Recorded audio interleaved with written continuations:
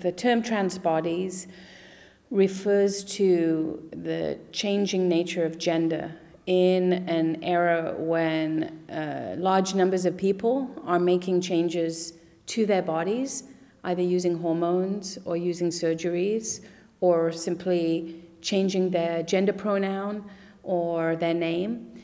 And this has reached a certain critical pitch of intensity to the point where we now have to rethink what we mean by gender.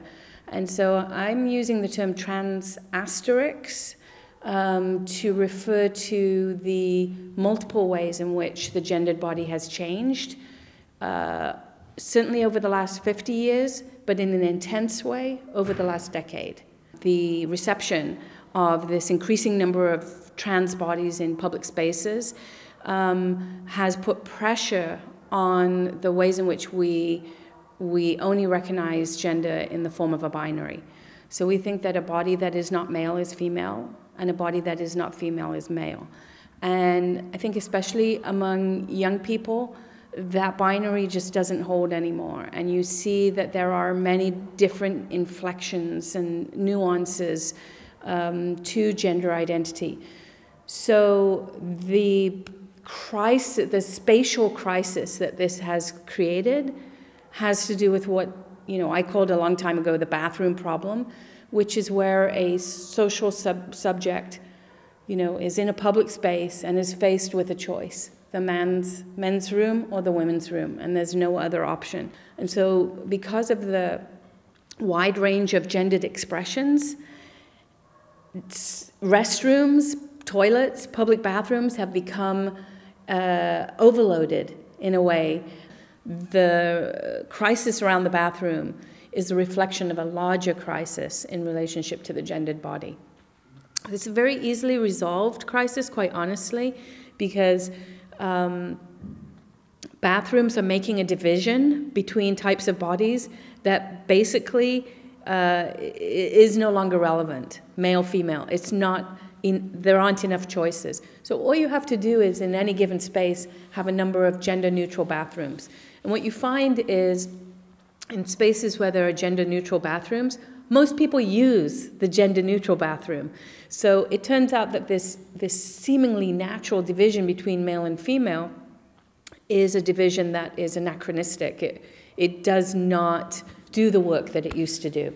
In fact, it confuses the way in which people understand gender. There is a question as to what happens to heterosexuality when so many other forms of social, gender, sexual identity are shifting and changing. Is it possible that heterosexuality simply stays the same? And no, it's not possible. One of the things that I've argued in my work is that when there are shifts and changes in one part of the culture in relationship to sexuality and gender, it has a ripple effect, and that changes everything in the culture. So if there are more trans people, then the binary gender form upon which heteronormativity depends is destabilized. And when it's destabilized, when it's no longer so clear who is a woman and who is a man, obviously heterosexuality is also thrown into some kind of doubt. When marriage is not so central, reproduction, it does not require married monogamous relationships. What is the meaning of heterosexuality is a very good question. Well, you never know. If heterosexuality is changing, that doesn't necessarily guarantee any particular outcome. It doesn't mean that, this is the end of gender or this is the end of the family. But it is the end of any kind of presumed, inevitable, organic, natural relationship between men, women, marriage, babies, family, life. That was an unquestioned paradigm, even as recently as a decade and a half ago.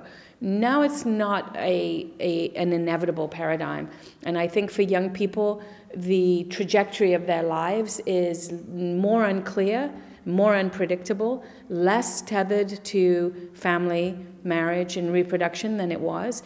And this is a good thing because it opens up questions for people about what is my life to be, whereas heteronormativity always closed down questions. It was a script in advance. So I think this is, in many ways, it's a good thing for heterosexuals. You know, regardless of what happens for LGBT people, this is good for heterosexuals. And this is something we never talk about, the way in which normativity is, you know, disciplines and punishes LGBT people, but it also constrains and confines heterosexual people. So by focusing upon the imposition of heteronormativity on heterosexual people, you see that many of these rigid norms are not good, not just for minorities, but for the majority of the society. And this is why they are destabilized now. Because this is not a moment when young people definitively want to simply get married, have children, have a family. You know, nowadays, most marriages end in divorce. In the US, it's some 65% of all marriages end in divorce.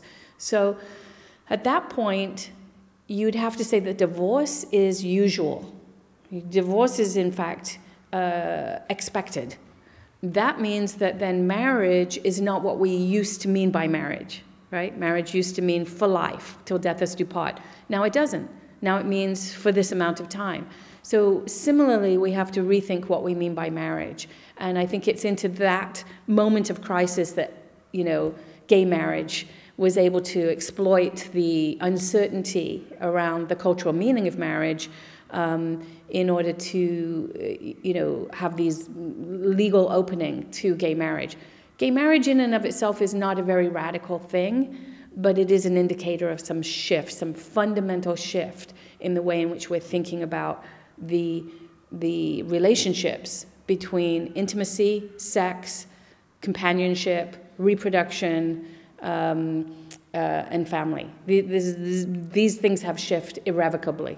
So we're in a moment where the architecture of power and its relationship to the body is shifting and changing.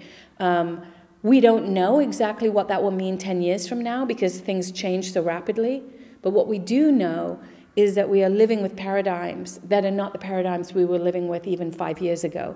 And that the change is rapid and overwhelming and definitive. You can't go back. So what is the future?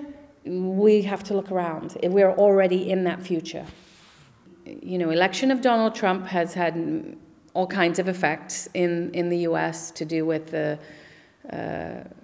you know, dwindling faith in democracy and sense that the political process doesn't work, and clearly shift in the understanding of what decency means or the way in which relationships between men and women should be conducted. But it's also about the ascent of a certain kind of white supremacy that now has become normalized and inscribed into everyday political life. That said, LGBT groups are not the target of Donald Trump. It's not clear. He's not a cultural conservative. He is more of a right-wing racist, you know, and as long as there are white LGBT people who find benefit in some of the policies that Trump champions, he also receives support of some LGBT people. 14% of LGBT people voted for Trump. That doesn't sound like much, but that's actually a pretty significant number of probably mostly white men who felt that it would be financially good for them to vote for somebody who was going to, you know, lower taxes. But there are also lots of gays and lesbians who, like Trump, think that Islam is a big problem for them and that allowing Muslim immigrants into the country is going to produce new forms of homophobia. That's honestly how some white gay, lesbian people think. It's the same in Europe, in Holland and in other places. There have been intersections between anti-immigrant movements and pro-LGBT movements. That same nexus is operating in the US and means that it's not so obvious that Trump is anti-gay or that LGBT people are anti-Trump. So this is a moment to abandon identity politics and think in terms of new forms of solidarity around the issues where there is obvious danger and precarity in terms of the new reality that Trump is creating.